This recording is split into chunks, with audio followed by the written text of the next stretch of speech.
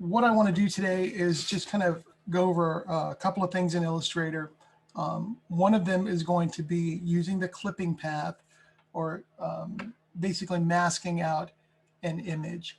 So I'm going to start off with, I'm going to pull an image into Illustrator. And I may have shown you this before, we may have looked at it before, but I just want to make sure, because this is like directly related to like if you had a die line or a shape and you wanted to make sure that all that color stayed in the shape.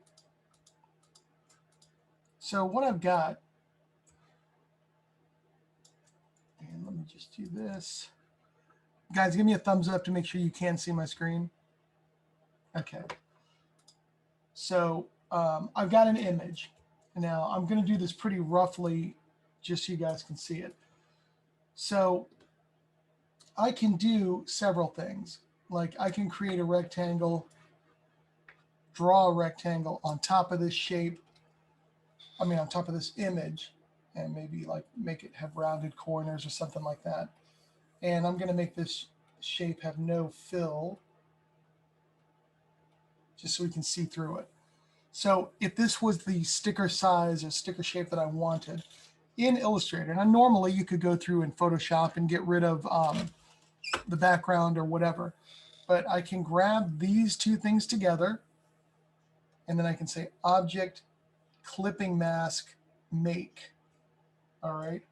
And what that does is if I go Object, Clipping Mask, Make, it takes that top shape and uses it to mask off the image behind it. What's kind of interesting though is you'll notice that I had a stroke. I had a stroke on this line. In fact, let's go ahead and make it thicker so you can see it. So I do have a stroke on there, but when I select the two of them and I go Object, Clipping Mask, Make, it actually gets rid of the stroke. So sometimes what I'll do just to save some time, I'll copy the line, and then I'll come back, Object, Clipping Mask, Make, which is also Command 7. Remember, all the keyboard shortcuts are right next to it. So, and then I can always come back in here and paste my line on top of it. Now, the cool thing is, because it is, it's in a shape, I haven't really chopped off the image, so I can double click and come in here and move it around inside that shape, which is cool. Or I can hold down the Shift key and I can scale it up and make it larger inside that shape for whatever reason, if that's what I wanted to do. Or I guess I could even rotate it inside that shape. And again, I'm editing in isolation mode, which is why you can see up here in the corner, it says clipping group, which I've done. It's a group. I'm on layer 1, and then I can go back all the way out and be here. So that's nice. The other thing, and of course I can delete it if I wanted to. The other thing is I'm going to move this, delete that. If I don't want to have this clipped, and that's what's nice, is it doesn't really destroy anything. I can go Object, Clipping Mask, Release. And by releasing it, I get my shape back and my image. It doesn't give me my stroke back.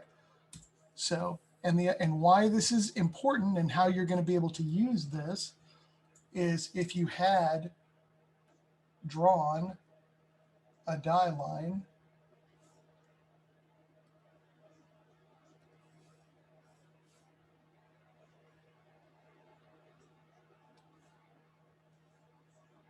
I'll just do it kind of quick and dirty.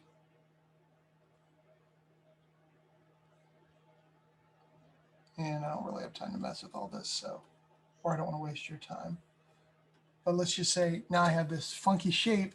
I can go, well, and actually remember I said I'm going to copy that shape. I'm going to put a line on it so you can see it, a stroke. I can grab that and go Object, Clipping Mask, Make. And then I can paste my stroke back on top of it. And, there's my die line. Of course, I normally wouldn't make the die line that thick, but you get the idea. So that is using the die line or creating a die line or trimming it using the clipping mask. And remember, the key is you have to have you have to have a shape, and it's the shape on top, the shape selected, and then the image or thing underneath that you want to do.